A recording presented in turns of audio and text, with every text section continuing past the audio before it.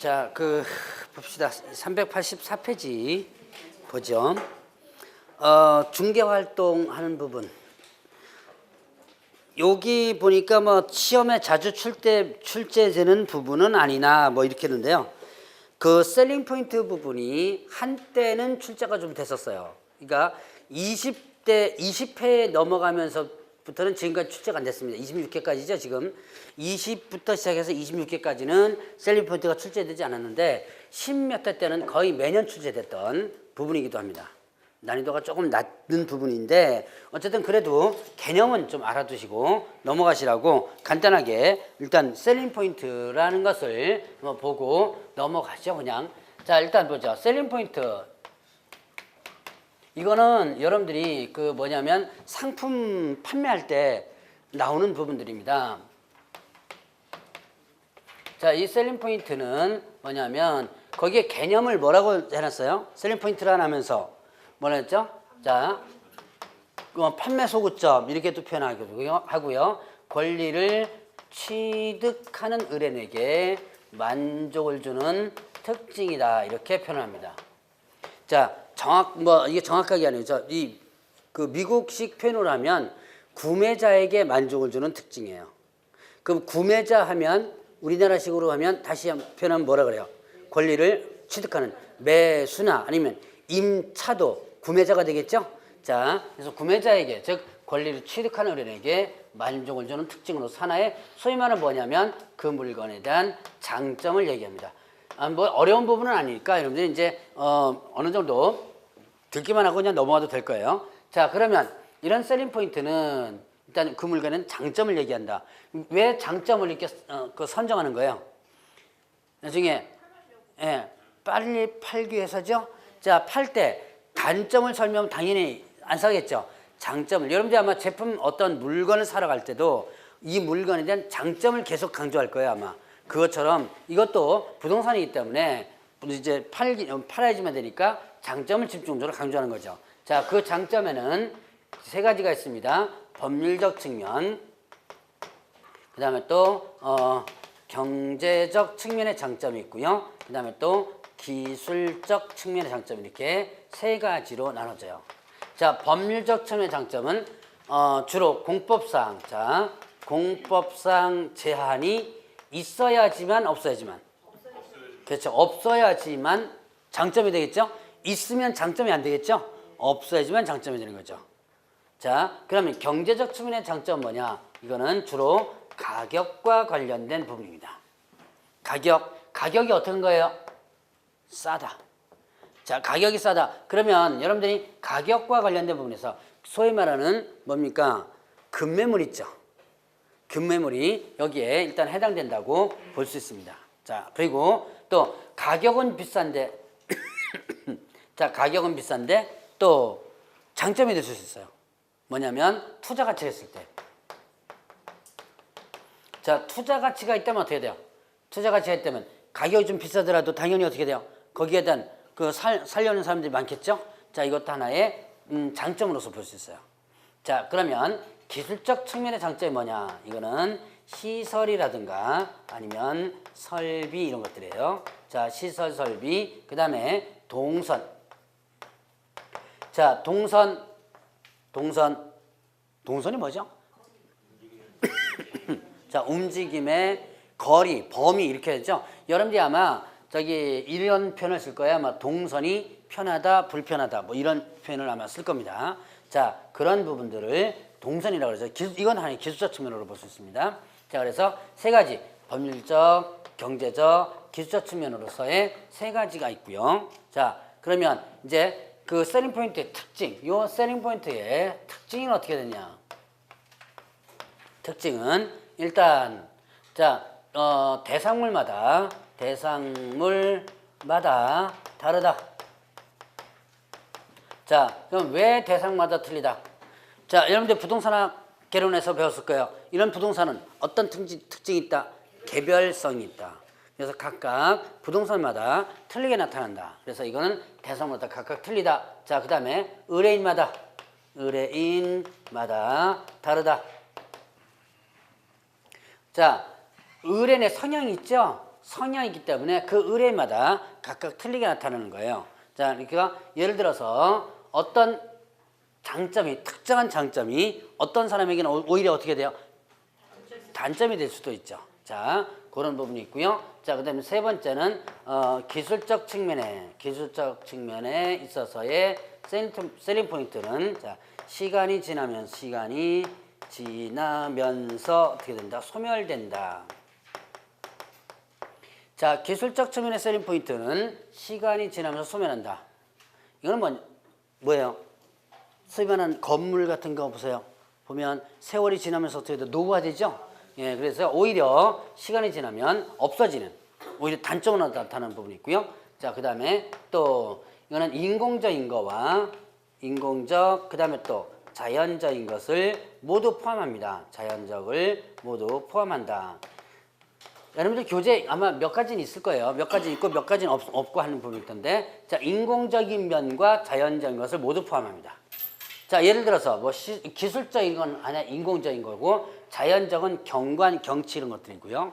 자, 그리고 또 이제 이런 셀링 포인트를 선정해서 현장 안내라든가 현장 안내, 그 다음에 또 확인 설명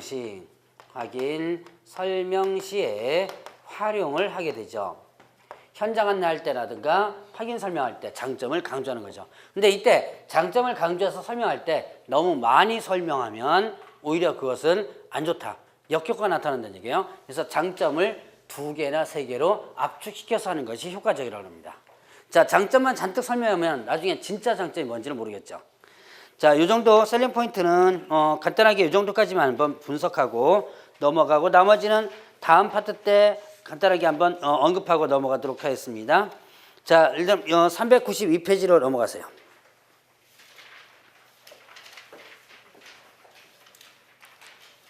계약의 체결. 자, 이 계약 체결은요, 여러분들 교재에 보면 뭐 계약서 작성 시 주의사항 이런 것들이 있는데, 이건 요즘은 거의 이제 시험 문제 안 나와요. 뭐 예전에 뭐 2회 때나 3회 때 같은 경우는 시험 문제 계약서 작성과 관련된 주의사항들 나왔었는데요. 지금은 거의 계약 체결 부분은요, 여러분들 교재에 있는 것보다는 오히려 여러분들 민법의 계약편 있죠. 계약편에 있는 판례나 실무 문제가 오히려 더 법적 문제가 많이 나옵니다. 그래서 많이 다룰 필요는 없는데요. 자, 395페이지를 잠깐 보시기 바랍니다. 계약 체결할 때 당사자 확인하는 부분이 있어요. 자, 그걸 한번 보도록 하죠. 당사자 확인, 즉 뭐냐면 진정한 권리자를 확인하는 겁니다. 이것도 한때는 참 시험 문제 많이 나왔었어요. 이런 문제들은 주로 1회, 2회, 3회 때, 그래서 10몇 회까지는 참 많이 나오는데요. 요즘은 어지간해서는 이런 문제 잘 안 나옵니다.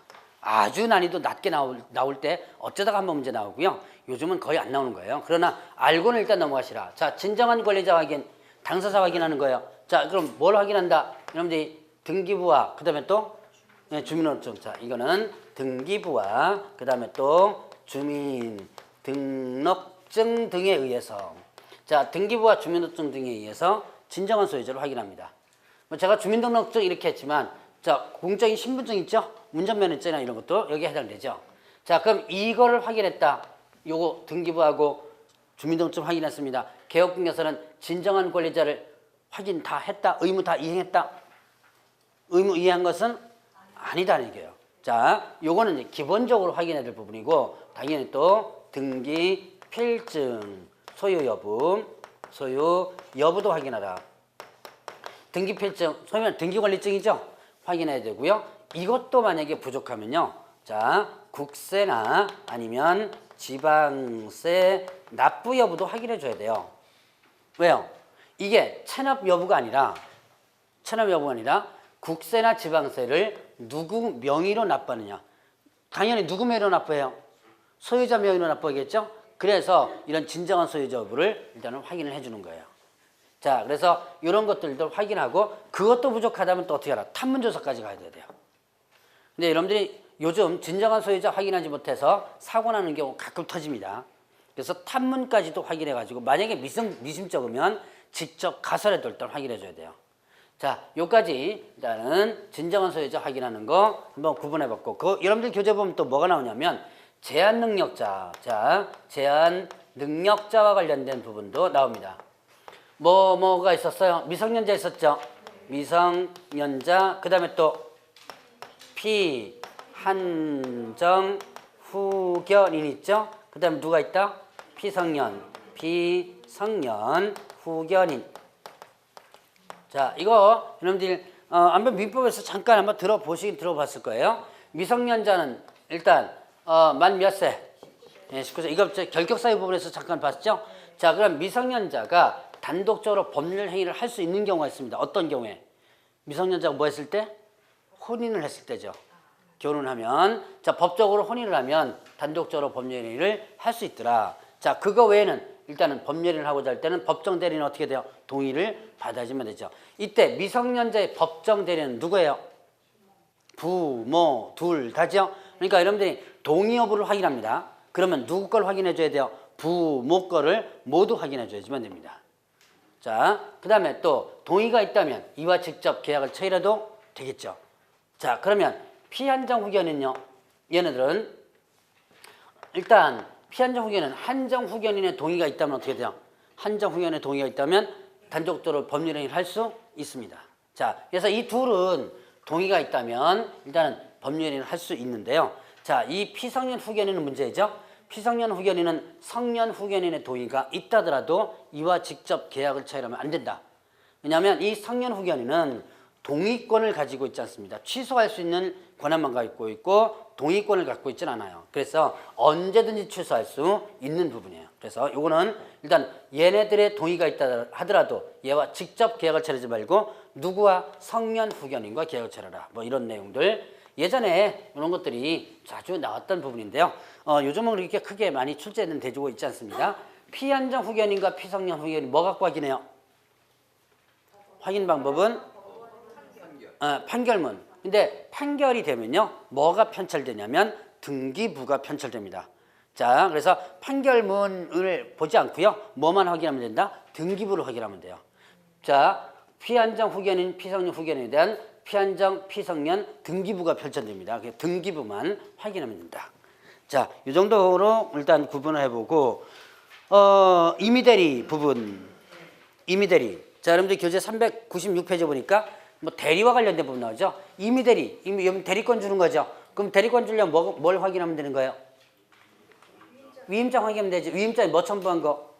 인감증명서 첨부한 거 확인하면 되죠, 당연히. 자, 예전에 이제 한참 시험 문제 잘 나왔던 부분이 있습니다. 부부간에서는. 그러니까 한때 사고가 많이 난 건 시험 문제 잘 나와요. 근데 지금은 어느 정도는 다 알고 있기 때문에 이런 건 거의 시험 문제 안 나오지만 시험 문제 한때 많이 나왔던 게 이거예요. 부부간의 재산. 자, 부부간의 재산, 남편 재산 부인이 팝니다. 뭐 해줘야 돼요?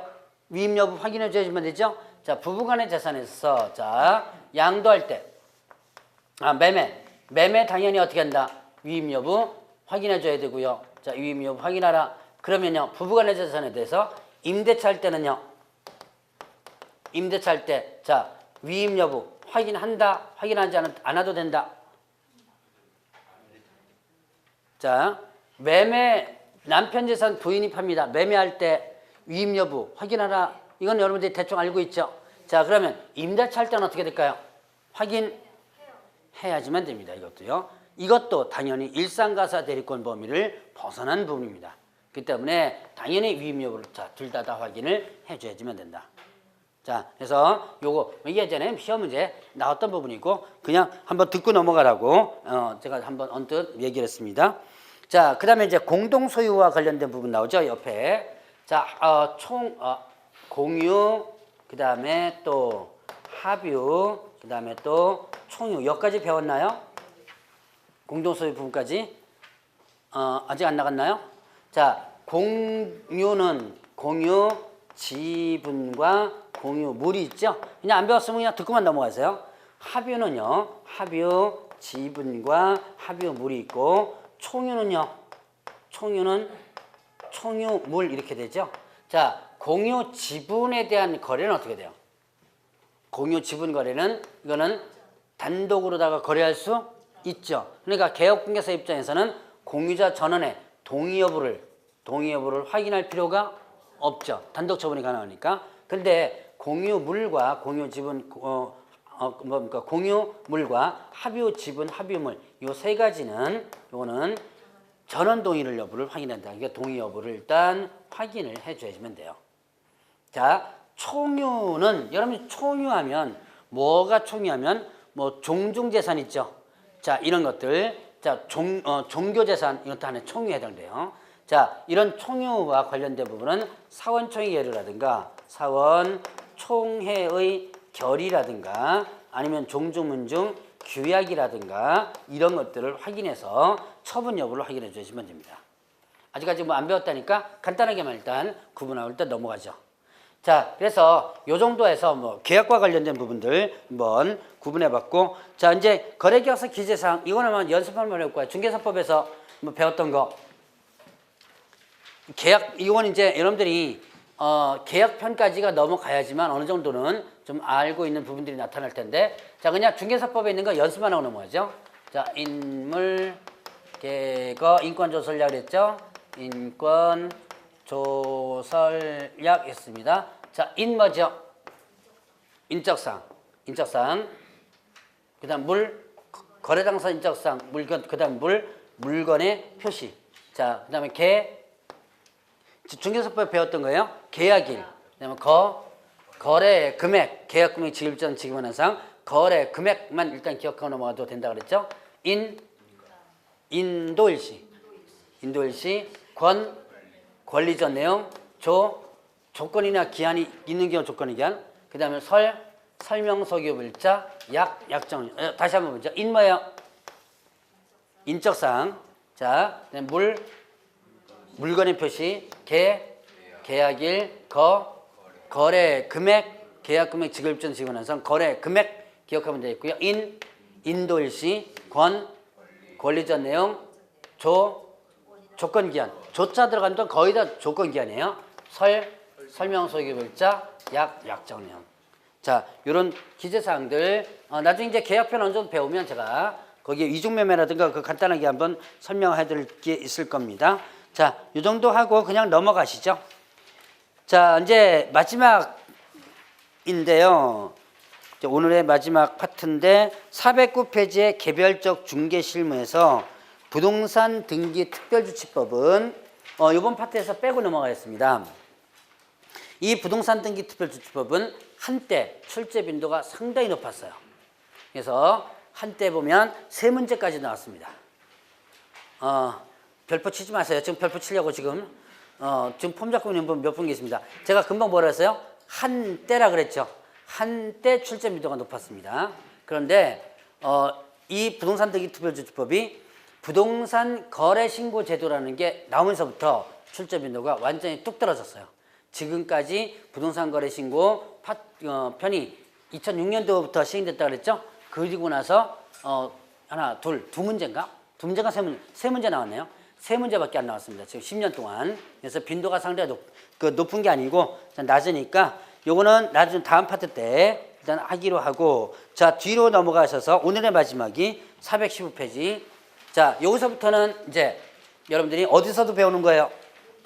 예, 민법에서도 배우는 건데 중개 실무에서도 매년 한 문제 정도씩 튀어나오는 것이 바로 자, 부동산 실명법과 그 다음에 또 뒤로 넘어간 뭐예요? 주택임대차보호법과 그 다음에 또 상가건물임대차보호법이겠죠. 자, 다음 주에 주택임대차보호법과 상가건물임대차보호법 그 다음에 경매 3가지를 아마 마지막으로 할 거고, 오늘 마지막 시간에 뭘 할 거냐면 부동산 실명법을 할 겁니다. 자, 거기 봅니까? 정확히 표현하면 법 이름이 뭐예요? 부동산 실권리자 명의 등기에 관한 법률 이렇게 돼 있죠. 자, 법 이름을 보면 이 법이 왜 만들어졌는 걸 금방 알아요. 자, 부동산 실권리자 명의 등기라는 법률, 부동산을 실권리자 명의로 뭐하라? 등기하라 이거죠. 무슨 얘기인지 아시겠죠? 자, 부동산에 대해서 실권리자 명의로 등기하라. 자, 내가 사놓고 다른 사람 명의로 등기하지 말고 내가 샀으면 내 명의로 등기하라는 얘기야. 자, 그러면 결국 이거는 실권리자 명의로 등기하라. 뭐를 금지하고 있는 거? 자, 명의, 신탁, 약정을 금지하는 거예요. 자, 이 법은 특별법안 진도 나갔나요? 한번 나갔던 것 같은데. 11월 때, 12월 때 나갔나요? 한번 아직까지는 1, 2월 때는 아직 안 나갔죠. 11월 때, 12월 때는 한번 나간 것 같죠. 자, 아마 그럼 11월 때, 12월 때는 없으신 분들 많으니까 자, 이 부동산 실명법과 관련된 이 명의신탁 자, 개념부터 이제 기초적으로 그냥 강의 듣는다고 일단 생각하세요. 자, 명의신탁이란 뭐예요? 명의신탁, 흔히들 명의신탁 약정 이렇게 표현하죠. 자, 명의신탁은 실권리는 본인이 보유하기로 하고 등기는 어떻게 돼요? 타인 명의로 넘겨놓는 것을 뭐라 한다? 명의신탁이라고 그러죠. 자, 명의를 다른 사람에 넘겨놓는 거죠. 권리는 누가 보유하고 내가 직접 보유하되 등기만 다른 사람 명의로 해놓는 거. 요거를 소위 말하는 명의신탁이라고 하죠. 자, 이거 명의신탁. 효력규정인가요? 단속규정인가요? 단속규정이 아니고 효력규정이죠. 자, 효력규정과 단속규정의 차이점. 단속규정은 효력은 있죠. 다만 법에는 위반된다. 대표적인 예가 뭐예요? 금방 제가 안 다루고 넘어간 부동산 등기 특별조치법에 있습니다. 중간 생략 등기 금지. 중간 생략 등기 이거는 등기의 효력은 유효하죠. 그러나 법에는 위반된다. 이거는 제가 금쟁이 부분에서 이미 한번 설명했던 적이 있었어요. 자, 중간 생략 등기하다 탈세 목적이거나 전매착을 얻을 목적으로 중간 생략 등기하다 적발되면 형벌이 3년 이하 징역 또는 1억 이하의 벌금이라 그랬죠? 안 했나? 했어요. 했어요, 분명히. 제가 분명히 했으면 생각나는 분도 있긴 있네요. 분명히 금쟁이 부분에서 한번 제가 투기조장 부분에서 한번 했었던 적이 있을 거예요. 투기조장 부분에서. 자, 그래서 전매 차익을 얻을 목적이나 그 다음에 또 탈세 목적으로 그 중간 생략 등 한 자 있죠? 그 중개준 개혁 중에서는 3-3년 이하 징역 또는 2천만 원 벌금이고 그 한 자는 3년 이하 징역 또는 1억 이하의 벌금입니다. 자, 그러면 일단 이렇게 이 중간 생략 등기는 일단 단속 규정이 이렇게 효력은 있는데 법에 위반된다. 이건 어떻게 돼요? 법에도 위반되지만 명의신탁 약정 효력 유효하다, 무효다? 무효다라는 거죠. 약정 무효고 이로 인한 물권 변동 등기 자체도 무효가 돼요. 자, 그러니까 명의신탁 약정은 어떻게 된다? 명의신탁 약정은 그 약정 자체도 뭐가 되고 무효고 일어난 물권 변동 등기도 뭐가 된다? 네, 무효가 된다. 자, 그러면 보죠. 안 했어요? 안 적혀 있어요? 한참 뒤인데. 자, 여기에 명의신탁에 신탁자하고 그 다음에 뭐가 있냐면 수탁자가 있습니다. 자, 이 사람의 개념도 일단 봐줘야 돼요. 신탁자는 뭐예요? 자, 이거는 실권리자. 자, 얘는 누구냐? 실권리자고요. 수탁자는 그럼 누구였어요? 이거는 명의자, 등기부상 명의자입니다. 자, 신탁자 다시 한번 누구? 실권리자. 자, 그 다음에 수탁자는요?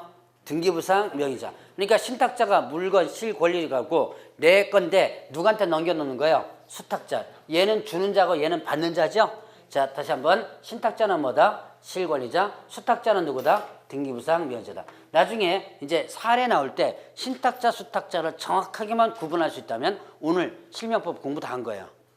뭐 안 있는 내용까지 전체 다 물론 다 알았으면 좋겠지만 오늘은 명의신탁에 대한 개념과 신탁자, 수탁자가 누구냐 정도만 정확하게 판단한다면 오늘 공부는 성공한 겁니다. 자, 그러면 일단 이렇게 명의신탁과 관련된 부분에서 보면 일단 세 가지 유형. 자, 거기에 보면 이제 유형이 나오죠.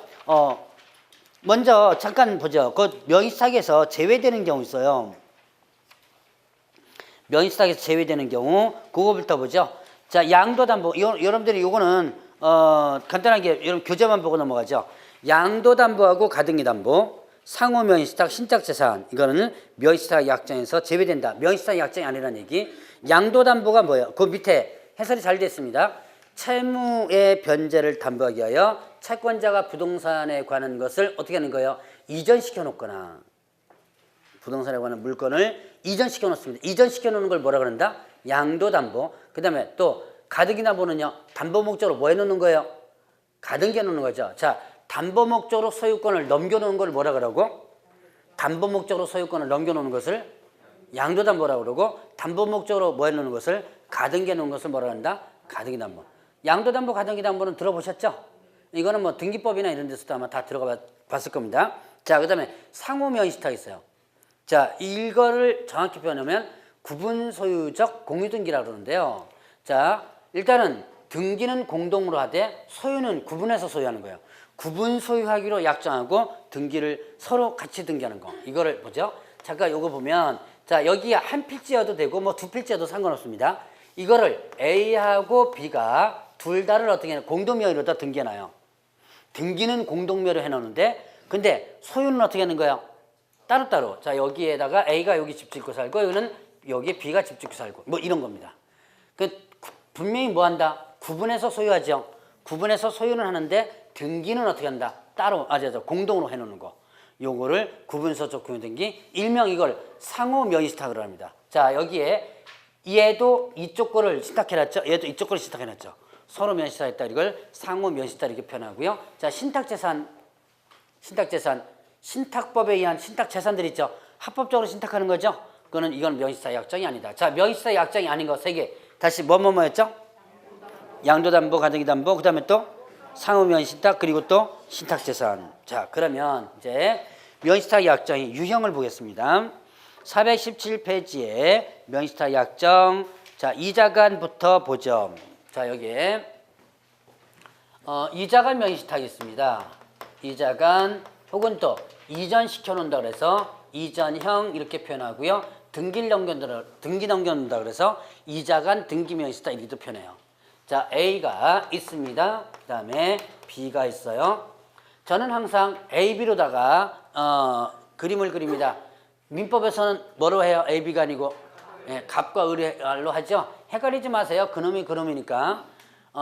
저는 항상 얘만 갑입니다. 제가 그림 그릴 때 맨날 A, B하고 여기다가 뭐 해놔요? 갑 해놓죠? 얘만 갑이고 나머지는 다 A, B예요. 자, 보죠. A하고 B가 지금 있는데 A가 부동산을 뭐하고 있다? 보유하고 있습니다.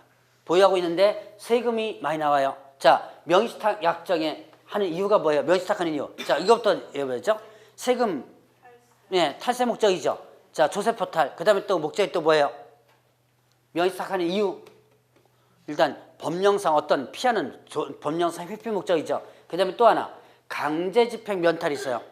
강제집행이 뭐예요? 강제집행이란 대표적인 뭐예요? 경매죠, 경매. 자, 강제집행하면 경매. 근데 이제 그거 외에도 여러분들 이제 세금 안 내면 국유재산법에 의해서 국세징수법에 의해서 뭐냐면 이 압류해서 들어오거든요. 압류에 들어가지고 공매로 들어갑니다. 바로 이것도 하나의 강제집행이라고 볼 수 있어요. 자, 어쨌든 여러분들 강제집행은 머릿속에 경매 생각하면 돼요. 자, 일단 이 명의시탁하는 이유가 뭐다? 세금을 피하기 위해서, 그 다음에 또 뭘 피하기 위해서? 경매 등을 피하기 위해서 이렇게 된 거죠. 자, 근데 내가 지금 부동산을 보유하고 있는데 세금 많이 나와요. 아니면 또 누가 지금 쳐들어오려고 그래요. 경매 들어오려고 그럽니다. 도망가야죠. 자, 그래서 이거를 누구한테? B한테 소유권을 넘겨놓는 거죠. 그러니까 A와 B 사이에서는 뭐가 맺어진다? 명의시탁 약정이 맺어지죠. 자, 약정이 맺어지고 나서 그 다음에 뭐 한다? 등기를 B한테로 넘겨놓죠. 자, 등기를 B한테로 넘겨놓는다. 자, 그러면 일단 A 둘 사이니까 여기서 신탁자하고 수탁자죠. 신탁자가 누구예요? 얘가 뭐가 된다? 신탁자죠. 쉽죠? 신탁자 누구예요? 실권리자죠. 자, 얘가 신탁자고 얘가 뭐가 되는 거? 수탁자가 되죠. 등기부상 명의자죠. 자, 그러면 효력. 아까 잠깐 얘기했죠. 명의시탁 약정 효력은 어떻다? 무효이다. 이러면 물권 변동 등기 어떻게 돼요? 무효이다. 자, 약정 무효고 뭐가 무효다? 등기가 무효된다. 약정 무효, 등기 무효 이렇게 되죠. 그럼 소유권은 어떻게 돼요? A한테 다시 귀속되게 되죠. 자, 요게 이자가 명의수탁. 근데 이 수탁자가 지금 누구예요? 등기부상 명의자죠? 여러분들도 아마 지금 이거 명의수탁 해놓으신 분들 가끔 있을 겁니다. 아마 여기도 분명히 계실 거예요, 아마. 자, 잘 한번 생각해 보세요. 자, 수탁자가 등기부상 명의자입니다. 나쁜만 먹으면 어떻게 돼요? 팔아먹을 수 있죠. 자, 그래서 얘가 누구한테 팔아먹냐면 C한테 팔아먹어요. C는 뭐가 된다? C는 제3자가 되죠. C는 제3자가 되죠. 자, 이때 제3자는 선이 그 다음에 악이 불문하고 대항할 수 없다 이랬습니다. 자, 대항할 수 없다는 뜻은 얘가 뭐 취득한다? 소유권 취득은 또 다른 개념으로는 대항할 수 없다는 뜻은 신탁자가 제3자에게 약정무효 등기무효를 주장할 수 없다라는 개념입니다. 자, 요게 선의악이 불문하고 그러니까 이 C가 수탁자 얘가 수탁자라는 사실을 알면서 샀거나 모르면서 샀거나 모두 어떻게 된다? 대항할 수 없다는 뜻이죠. 다만 예외적으로 일단 이 제3자가 취득이 무효가 되는 경우 있어요. 어떤 경우가 있냐면 적극가담했을 때 이때는 일단 무효가 되는 경우가 있습니다. 그거를 제외하고는 일단은 소유권을 다 취득한다라고 보시면 돼요. 자, 그러면 얘는 남의 물건을 보관하고 있다가 어떻게 된 거예요? 남의 물건을 보관했다가 내 걸로 챙겨 먹었죠? 그래서 얘는 무슨 죄가 성립된다?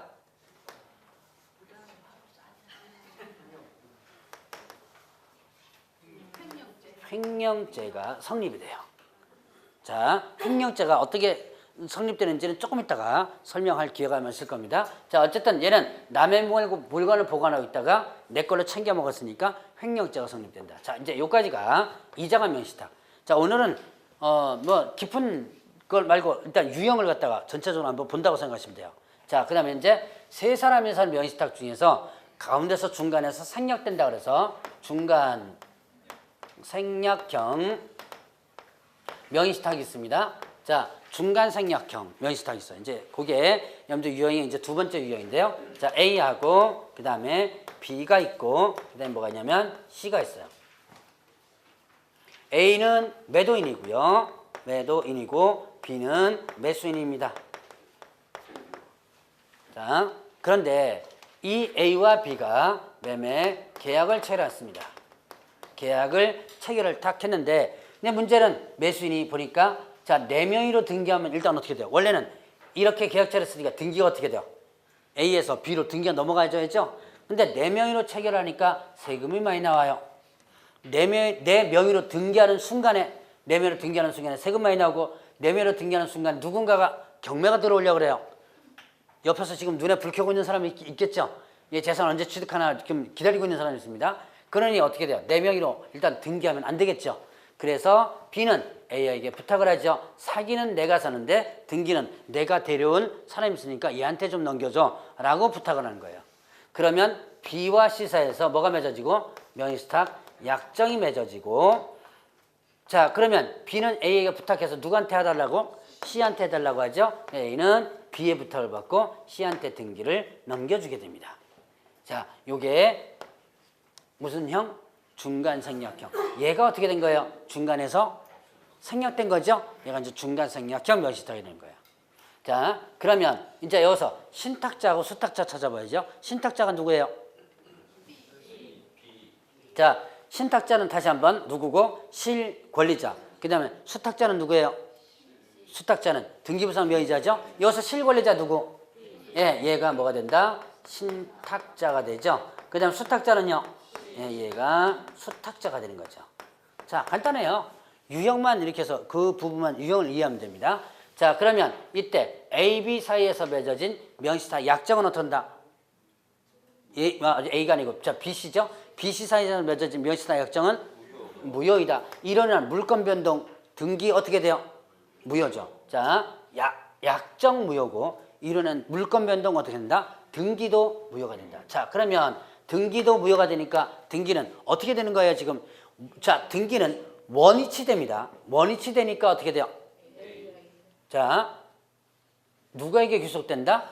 A에게, 자, B에게 귀속되는 게 아니죠? A에게 귀속된다. 자, 그러면 여기서 또 이제 약정 무효고 등기 무효입니다. 그럼 계약의 효력은 어떻게 될까요? 계약 효력은 예, 유효하다. 이거는 합법적으로다가 체결된 거죠? 이거는 이제 유효하다. 자, 요렇게 아마 저기 11월 달, 12월 달 민법 배우신 분들은 아마 실명법 조금 아마 배웠을 거예요, 아마. 자, 그럼 이때 이제 요 정도까지만 여러분들 일단 구분을 해보고요. 자, 수탁자가 D한테 팝니다. 그럼 D는 뭐가 되는 거예요? 제3자가 되고 제3자에게 당연히 어떻게 돼요? 마찬가지로 선의하게 불문하고 대항할 수 없죠. 자, 그리고 얘는 자, 너 물건 좀 보관하고 있어 부탁했죠. 근데 얘가 챙겨 먹었죠. 그럼 얘는 무슨 죄가 성립된다? 네, 횡령죄가 성립이 된다. 자, 요게 중간상격 명의시탁의 기본입니다. 나중에 이제 민법을 배우시다 보면 여기서 판례들이 몇 가지가 아마 더 언급되는 판례들이 나올 거예요, 아마. 자, 그러면 이제 하나의 유형이 더 있죠? 자, 이제 뒤로 418페이지에 뭐가 나오냐면 계약명의신탁이라는 게 나옵니다.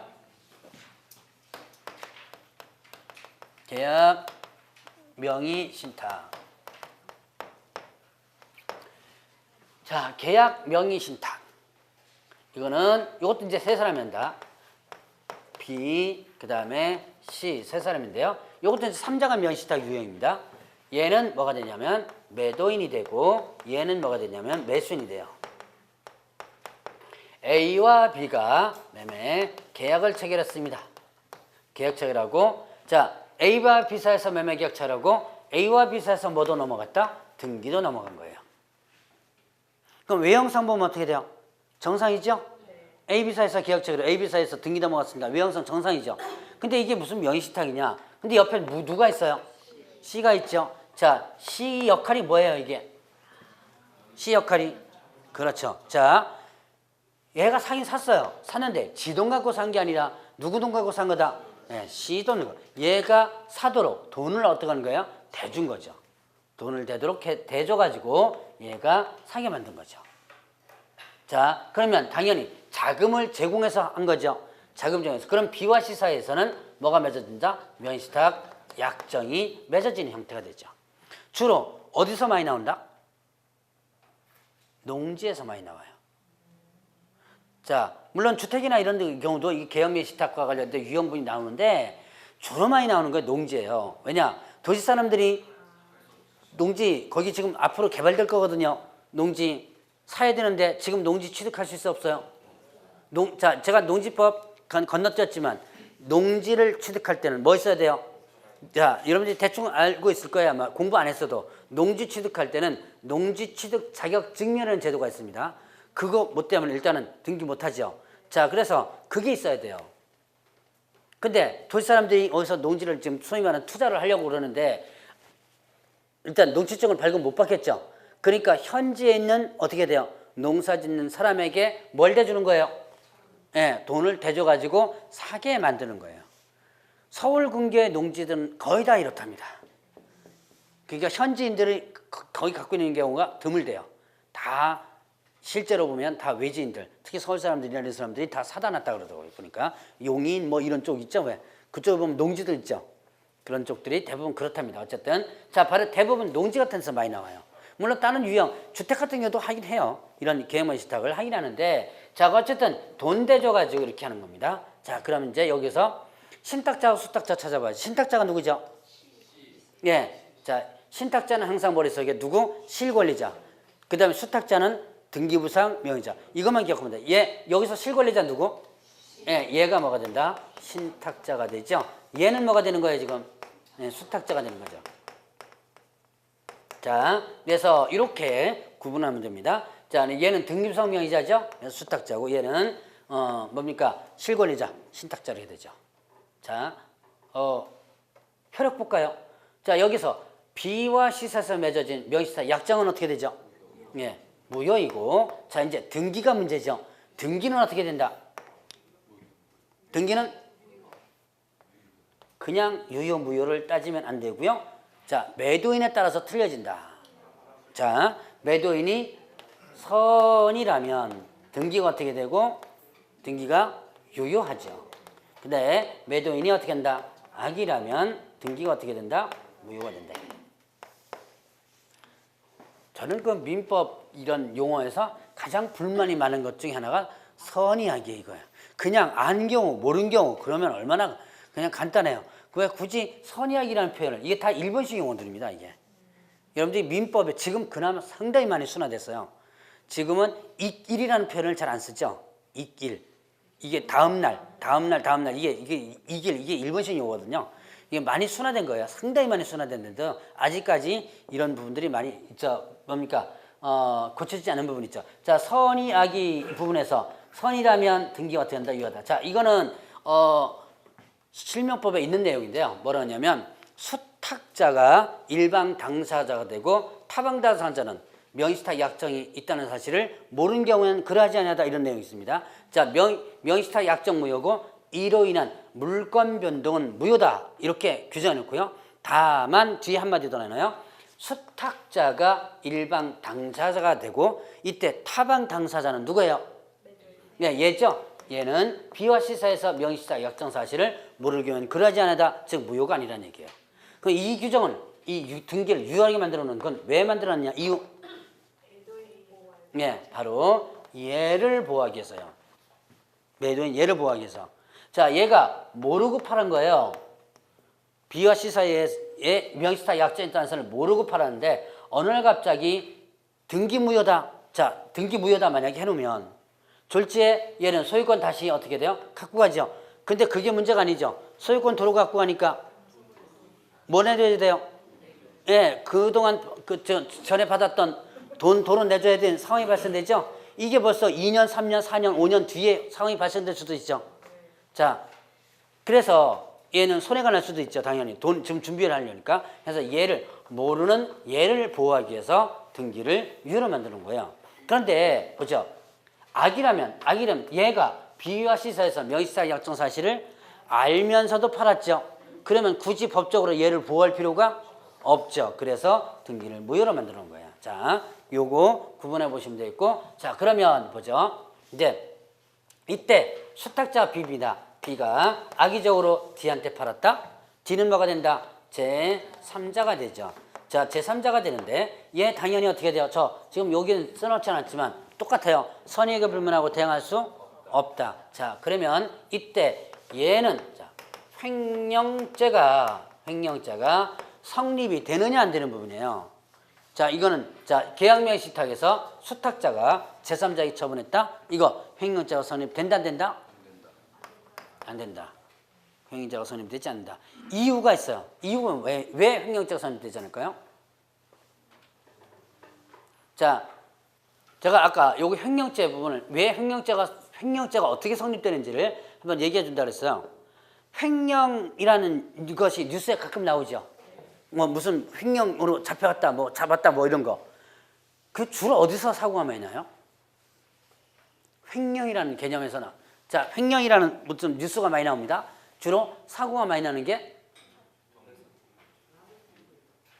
주로 회사 격리 쪽에서 뉴스에 나오진 않아요? 격리 여직원이. 예. 그것도 주로 이제 격리 여직원이 뭐 횡령을 많이 하죠. 횡령 많이 하는데 주로 누구 때문에 횡령해요? 예. 애인 때문에 횡령 많이 하죠. 왜?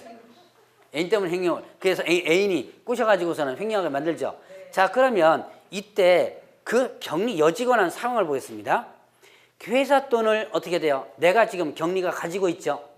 자, 내가 지금 돈을 가지고 있는 겁니다. 근데 내가 가지고 있긴 가지고 있는데 내가 지금 관리하고 있죠? 그런데 내 돈이에요? 내 돈 아니에요? 내 돈 아니죠? 내 돈 아니지만 내가 어떻게 돼요? 관리하고 있죠. 이거를 내가 챙겨 먹었을 때 이걸 횡령이라는 거예요. 그러니까 뭐와는 틀려요? 절도라는 게 절도가 뭐예요? 훔치는 거죠. 절도하는 개념이 조금 틀립니다. 그러니까 절도는 아예 남의 건데도 이게 하는 것을 절도라 그러고 횡령은 내가 관리하긴 관리하는데 원래 내게 어떻게 돼요? 아니라는 얘기예요. 자, 그러면 회사에서 격리 여직원이 돈을 관리하고 돈 집행하고 뭐 위에서 뭐 어디 보내라고 하면 보내고 그러죠. 돈을 관리하는 것이 격리 여직원이지만 그렇지만 그 돈이 내 돈이 아니라는 얘기예요. 그것을 내 걸로 만들었던 횡령이죠. 자, 여기에서 보죠. 이 A가 너한테, 자, B한테 물건 좀 보관하고 있어. 물건 맡겨뒀죠. 실권리는 얘 거고 맡긴 건 누구한테 맡겼어요? 얘한테 맡겼죠? 자, 여기서 보세요. 신탁자가 수탁자에게 야, 좀 네가 좀 가지고 있어. 물건 맡겼죠. 실권리는 누군데? 얘 B인데 얘한테 물건을 일단 보관해서 맡긴 거죠. 자, 이거 보세요. 계약명의 신탁. 자, C가 얘한테 부동산을 줬나요? 뭘 준 거예요, 지금?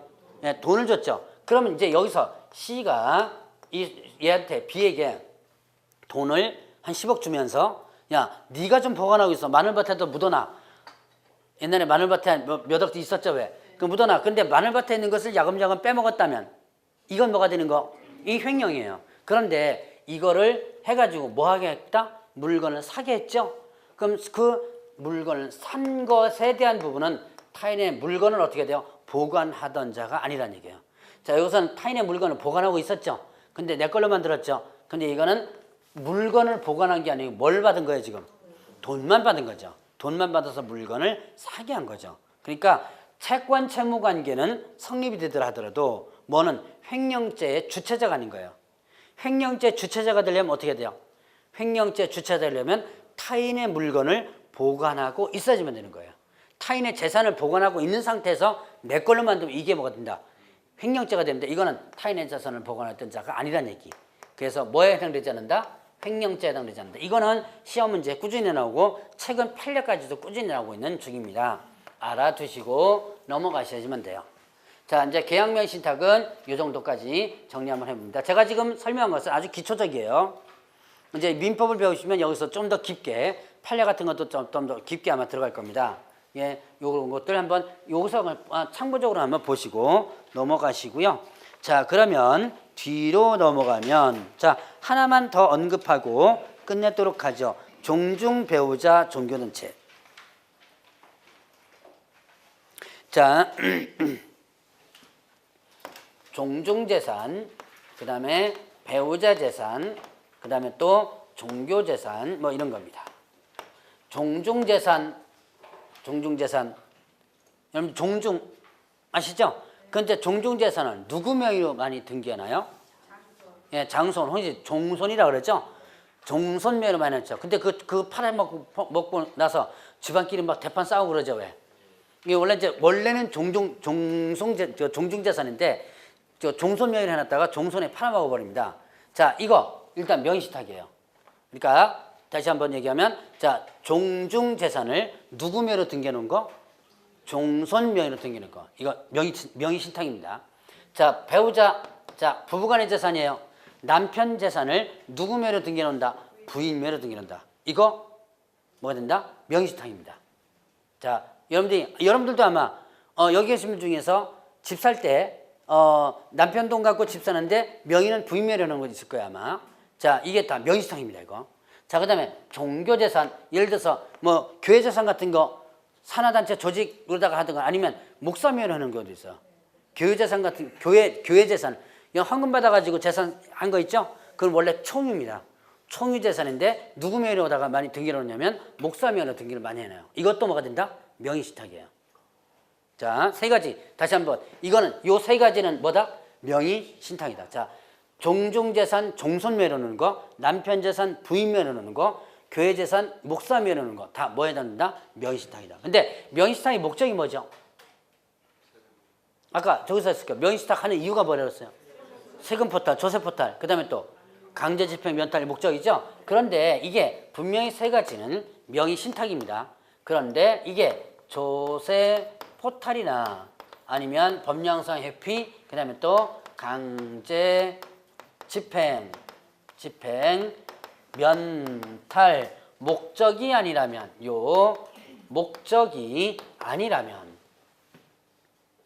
원래는 이 목적이라고 그랬죠? 명의신탁의 목적이에요. 근데 그 목적이 아니라면 자, 대부분 종중재산 같은 경우는 총유이기 때문에 등기를 할 때 마땅하게 할 데 없으니까 종손명의로 해놓은 경우 많고요. 남편 재산을 부인명의로 해놓은 경우도 주로 많아요. 자, 그렇기 때문에 그런 탈세나 이런 목적이 아니라면 이때 효력 규정, 벌칙 규정, 과징금 규정이 어떻게 된다? 과징금 규정이 적용되지 않는다. 이거 한번 이 부동산 실명법은 공시법에서도 하는데 공시법에서 아직 안 배우셨나요? 네, 이건 공시법에서도 다루는 과목이에요. 이 부동산 실명법을 잘 배워놓으면 세 과목에서 나옵니다. 민법, 그 다음에 또 공시법, 그 다음에 또 중개실무. 예전에 한번 15회 때인가 15회 때구나. 15회 때 같은 경우는 세 과목에서 다 나왔었어요. 민법에서 한 문제 나왔고요. 그 다음에 또 중개실무에서 한 문제 나왔고 공시법에서 한 문제 나오는 그런 경우도 있습니다. 잘 한번 기억해 놓으면 여러 과목에서 도움이 아마 될 거예요. 자, 효력 규정, 벌칙 규정, 과징금 규정이 적용되지 않는다. 뭐 목적이 아니라면? 조세포탈이나 강제집행 면탈 목적이 아니라면. 자, 그러면 효력 규정이 적용되지 않는다는 것은 자, 분명히 이거 명시탁이라고 그랬죠. 근데 원래는 명시탁 약정은 뭐라 그랬어요? 무효라고 그랬죠. 그럼 이거는 무효다, 무효 아니다? 예. 이 목적이 아니라 무효가 아니라는 얘기예요. 그럼 약정이 무효가 아니라면 등기도 어떻게 돼요? 무효가 아니라는 얘기죠. 효력이 그대로인 거죠. 그러니까 여러분들이 자, 남편 재산 부인명의로 해놨습니다. 근데 관청에서 너 명의신탁이다 쫓아오지 않죠? 바로 이것 때문에 그러는 거예요. 자, 요 세 가지는 일단 명의신탁에는 해당된다라는 것을 여러분들이 구분을 해보시고요. 자, 그래서 요 정도까지 한번 정리를 해보고 오늘은 그냥 여기까지 하죠. 다음 파트 때 과징금과 벌칙 뭐 이거는 이렇게 크게 어려운 부분은 없으니까 제 과목에서는 뭐도 나오냐면 민법에서는 보통 여기까지 민법에서 나와요. 근데 제 과목에서는 여기다가 과징금하고 벌칙까지도 나옵니다. 그러니까 다음 파트 때는 아마 과징금 벌칙까지 한번 구분을 할 거예요. 자, 다음 주에는 마지막 주죠. 마지막 주에 자 423페이지에 주택임대차보호법, 상가건물임대차보호법, 그 다음에 경매 부분 할 거고요. 맨 뒤에 매수 신청 대리 부분인데 그거는 시간이 나면 앞부분에 그 개념 정도만 간단하게 좀 짚고 다음 파트로 넘기도록 하죠. 자, 다음 주에 뵙도록 하겠습니다.